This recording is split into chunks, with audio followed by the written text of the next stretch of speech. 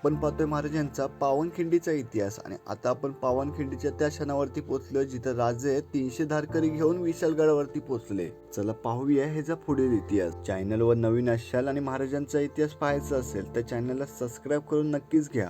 ज्यावेळी राजे गडावरती पोहोचले त्या राजांचा एकच आवाज होता, तोफांचा आवाज द्या, बाजी आणि आमचे सारे मावळे ह्या घोर खिंडीत अडकले आहेत. आता तो क्षण आला जिथं रक्ताने भरलेल्या बाजींना तोफांचा आवाज येतो. समोरचा शत्रू त्यांचं हे सारं बळ विसरून त्यांच्या चेहऱ्यावर हास्य उमटलं. बाजींनी विचारलं, तोफांचा आवाज झाला ना? शेजारचा वीर म्हणाला, धनी तोफ झाली. त्याच वेळी दुसरी तोफ गरजली. बाजींच्या चेहऱ्यावरचे सारे भाव पलटले. प्रत्येकाच्या डोळ्यात अश्रू दिसत होतं. बाजी म्हणाले, रडतात कशाला? त्या मसूदची खोड मांडा, आम्ही जातो. राजांना आमचा मुजरा सांगा. काही क्षणात राजांना बाजींचा आणि फुलाजींचा मरण पावल्याचा संदेश येतो. त्यावरती राजे अश्रुगत म्हणतायत, बाजी हे काय केलं?